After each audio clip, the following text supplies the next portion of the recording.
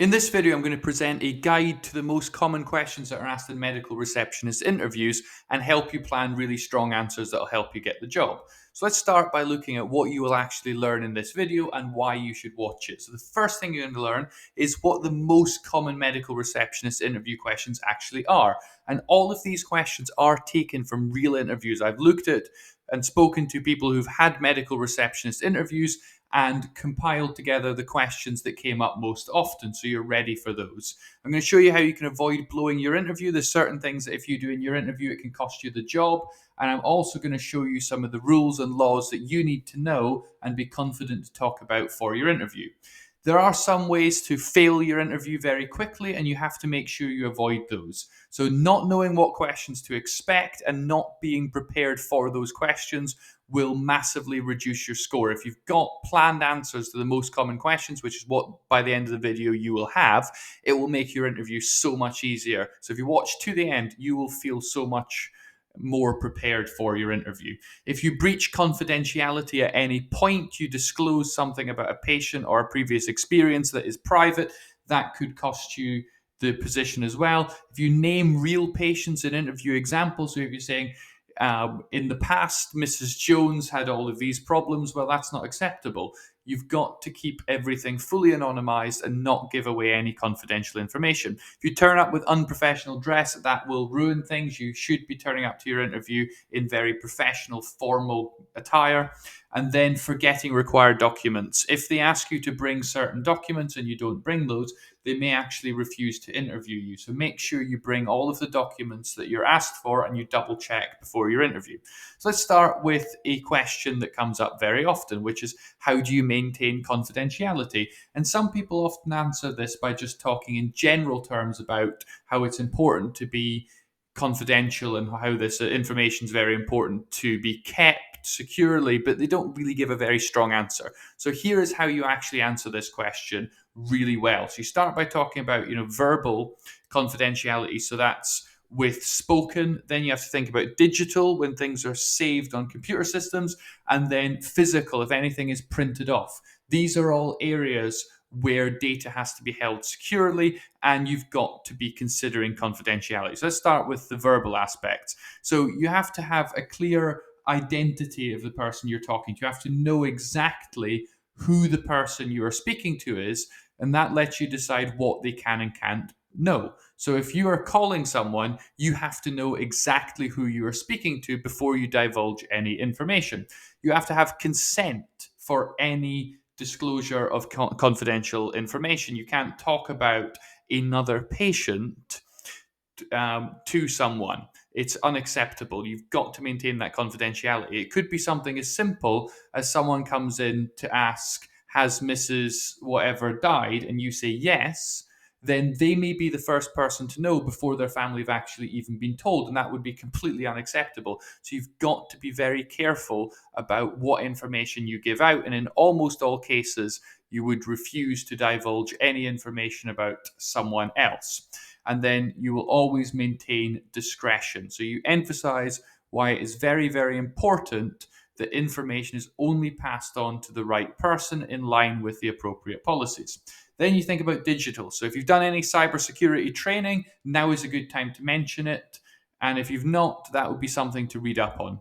You should always be using strong passwords in line with the IT policies, and you should never store outside information from the authorized system. So, for example, you shouldn't ever copy medical records onto your personal hard drive or a memory stick or anything that is not fully secured and not authorized to have data on it.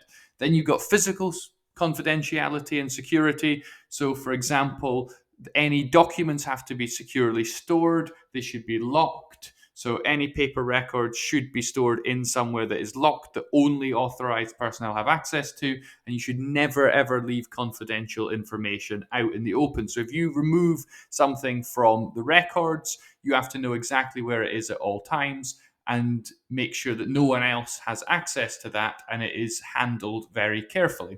So that is how you plan a fantastic answer. You talk about verbal, digital, and physical confidentiality and data security, and you will really have an impressive answer to this.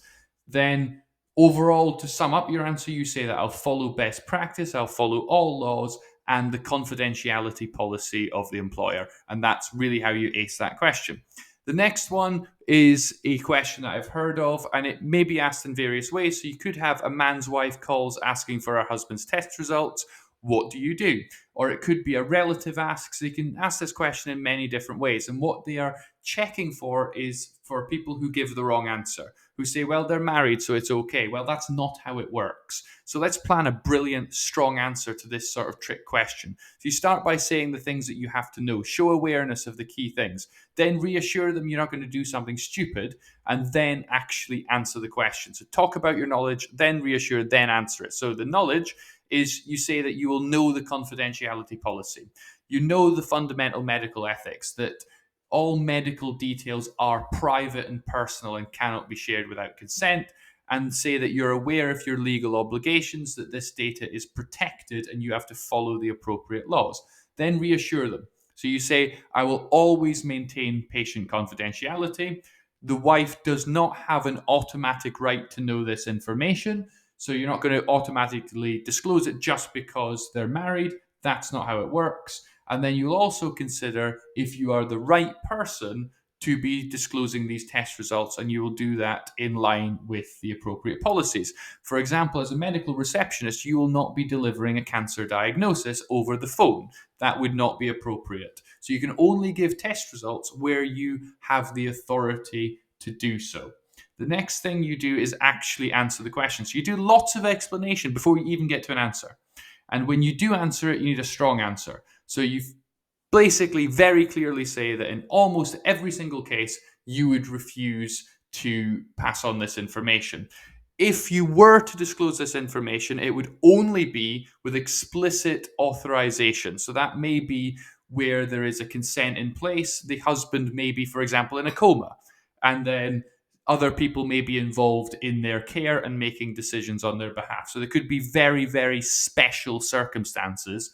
So that's why you refuse in almost every case, but there are very small number of extremely special circumstances where there may be slightly different arrangements in place.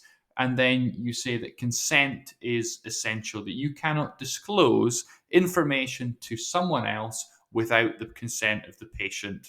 And that is how you answer the question. So talk about fundamental knowledge, do the reassurance, and then finally answer the question. And this will give you a really perfect answer. The next one to be prepared for, I've seen this come up a few times, is what would you do if a patient collapsed in the waiting room? What they don't want you to say is you would just rush in and do your own thing.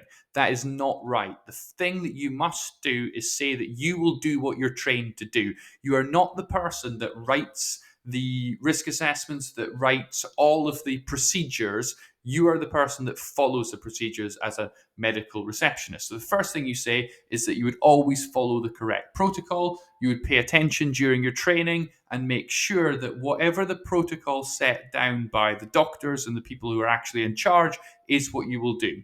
Though in general, you would be focused on activating the emergency alarm. You are not a physician, you are not a doctor, you are not the best person in the entire building to deal with this. So you are going to raise the alarm and get all of the appropriate people involved. There may be a button on the phone, there may be a button on your desk that gets the attention to say there is a medical emergency here, and that's what you will do. Then you will attend to the patient. Once the alarm has clearly been signaled and people are going to be on their way, that's when you go to the patient. Then you will first check their breathing. That's the first thing you have to figure out. And then you will follow the training that you've been given in first aid and provide first aid to the patient until support with medically qualified people arrive. So go through those four things and you'll ace it. The key is not to make up the random things that what you think you should do, but you're clear about following the policy and that you've basically talked about the basic obvious things that would be involved in any reasonable policy. And that's how you ace that question. The next question you have to be prepared for is how would you deal with a difficult patient, or it may be asked how would you deal with an aggressive patient, and all of these questions are going to have similar answers. So I'm going to take you through the key aspects of answering this question. And for any question around difficult patients, the first thing you always say is that you will listen to the patient. So if the patient is angry, they're argumentative, the most useful thing you can do is actually show that you're listening. Quite often, the aggravation and the somewhat aggression, I'm not talking about extreme aggression, I'm just talking about being quite verbally aggressive, is a desire for people to finally take them seriously. Actually, listen to me. This is what you need to do. And patients don't always present in the best of ways, but when they are convinced that someone is actually listening and taking them seriously, it is a really powerful way to calm down the situation. The next thing you say is that you will always stay calm. You'll never argue back. You'll never shout back. You'll never get into an argument with a patient because that's not appropriate. The next thing you're going to say is you're going to de escalate the situation. You're not going to aggravate, you're not going to make things worse. Your focus is on de escalation, and do use the word de escalation. The next thing you want to do is work to resolve any issues. So identify what is the problem that this patient has. What is making them behave difficultly? What can you actually do to resolve this situation? What is the solution? Because when you start offering solutions, that's probably going to be the thing that solves the problem. The next thing you want to talk about is that you understand the causes of difficulty. When you're dealing with patients, they may be in severe pain. They may have other problems or issues that are causing them to present in this negative way. So you have an awareness and a sympathy for what is going on. If, for example, you're saying to someone, you can't have an appointment today, and they are in very, very severe pain, that's going to cause them to be difficult. They are desperate, and you're going to be having an awareness and a sympathy for that.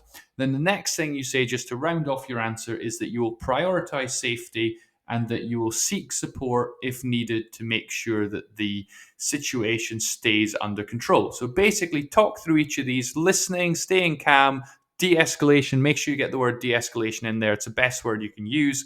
Fixing any problems, and having a sympathy for the patient and their situation, and then the emphasis on safety and support if you need it, and you will be well prepared for this question.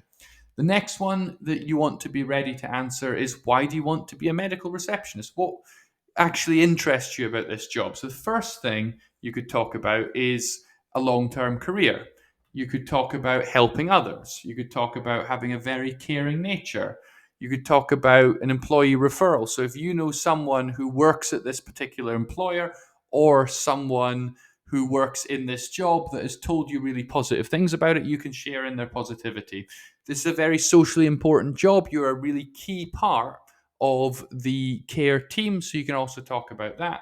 And you can talk about the positives of your employer. So these are the key ideas that you could get in. And then when you're planning your answer, you want to think about the things that you would actually enjoy about the job. So talk really positively about the things that you would enjoy. Then, why do you actually want to work in healthcare? This is where you can bring in the helping others, your caring nature, the social importance. That's what you could talk about. Then, development and progression. You can link that to a long term career, that this is something that you're really interested in, and that you hope in maybe 5-10 years you may move into, say, practice management. And you think that you can have a strong career with this employer. And then the last thing you have to do is be really, really enthusiastic. So if you want to plan out an answer to this, feel free to pause the video, have some bullet points, think about what you would enjoy about it, be really happy and enthusiastic, explain exactly what is it about healthcare that really interests you, talk about your career goals, and then get as many of those ideas on the slide as you can, and all the positives about your new employer, and you will have a really strong answer to this question. So let's now move on to some more general questions that often come up. One is, what is your biggest strength? What are you really good at? There's a simple way to answer this. You start by picking a genuine strength, one strength that you actually definitely have. Then you want to have examples ready. Think about in your career or in your training or any part of your life where you've actually used this skill, and then pick something that is really essential for a medical receptionist job. And I'll give you some ideas of things that you could say as a strength, and I'm going to show you an example of how you can actually answer this. So one of my greatest strengths is that I'm cool under pressure and prioritize effectively. If you're a medical receptionist, you're going to be under pressure. There's going to be lots of things going on, and you have to be able to prioritize well. And that's one thing they are looking for in the interview. You could say, I've worked for many years in high stress, busy environments and thrive when under a little pressure. So you're linking it to your previous experience. Then you could say, I've demonstrated this strength previously and give various examples from your career when you've used that strength. And then say, as a medical receptionist, this strength will, and explain how that strength makes you better at your job. So pick your strength, link it to your previous experience, say how you've used it with some examples, and then how it's going to make you a better medical receptionist. And if you do that, you're going to have a brilliant answer. So some suggestions of things that could be your strengths. Multitasking is a good one. That's going to happen a lot in a medical receptionist job. Having great customer service skills, you could link that to jobs outside of being a medical receptionist. If you've worked as a waiter or a waitress, if you have worked in a supermarket, for example, you could bring in all that experience by saying you're good at working with customers and patients. If you're good at problem solving, you've got great communication skills, you've got experience, say, working in a call center or anything where you had to have really good communication skills, or if you're super organized, these are all great skills that you could bring in and highlight in your interview. The flip side of this is the question around what is your greatest weakness? And they're not wanting any weakness. They're asking for your greatest weakness, something that's actually a big weakness. So the way you answer this is it must actually be a weakness. Don't choose something that is a fake weakness. So, for example, saying, annoyingly, I'm just such a complete perfectionist. That's not a weakness. That will not be taken seriously. Then you want to say what you will do about it. So, how are you going to fix this weakness? How are you going to overcome it over time? And then the most important thing is it should not be vaguely important for being a medical receptionist. It should be completely irrelevant to the job. If it's important to the job, it's going to be a problem. So the way that you answer this is going to be very simple, but the number one most important thing is that it is unimportant. If you were to say something like, I can sometimes lose my temper quickly, I once slapped a patient, you're not going to get the job. Don't choose a weakness that actually matters. And when you answer, as I say, very simple, you say, one weakness I'm aware of is, say what your weakness is. Don't talk about your weakness in great detail and explain how it's completely debilitating and ruins everything. Just say what it is and then move on as quick as possible by saying, in future, I plan to, and suggest something that you could do over time that would make the weakness go away. Some suggestions for weaknesses you could say is delegating. You're probably not going to do that an enormous amount as a medical receptionist. Public speaking, you're unlikely to be presenting to rooms of hundreds of people. That's not going to be a big problem. Saying no, if you're someone who tends to say yes to lots of things, that is a weakness and you have to work on it, but it's quite easy to explain what you're going to do about it. If you're very self-critical, that in some ways is a positive, but if you're too self-critical, that's a negative. But you can talk about how you're trying to be less self-critical and more development and growth mindset, positive thinking in future. If you're not great at maths, that's not a big problem.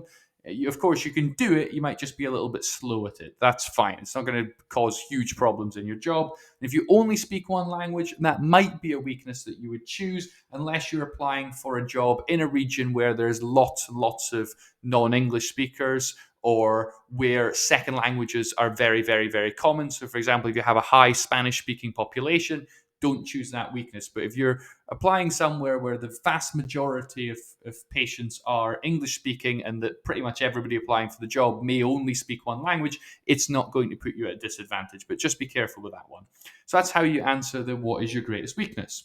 The next thing we want to look at before we wrap up is, here are some good questions that you could ask at the end of a medical receptionist interview. So you could ask, can you tell me more about the CPD programs that you offer your medical receptionists? So show that you're interested in developing and getting better by asking about CPD. And you can say, yes, I would be interested in doing these. That development sounds really exciting and really useful to me. That's the sort of thing that you could say. You could ask, can you tell me more about the training program that I would participate in when starting, and show a real interest in that training and show that you'll take it very seriously. You could say, is there anything that you would suggest that I do to prepare for starting in this role if I am successful? And if they suggest you should do this or do this, make a commitment to actually doing that. And that's a really positive way to end an interview. If you are very ambitious and there is scope, you may be applying to a large hospital and you think in the next 5-10 years you may be able to advance in your career, this could be a question that you could ask, but be very careful about it. you could say, what is a typical career path for someone who is high performing in this role? So, one, you want to be really brilliant at the role, but you're also showing that little bit of ambition. And then you might want to make up one question on the day, though definitely avoid asking about pay, asking about time off, holidays, anything like that. You must avoid. So I hope this video was helpful to you. If it was, please like and subscribe below and post in the comments what questions you were asked in your medical receptionist interview. And finally, thank you very much for watching.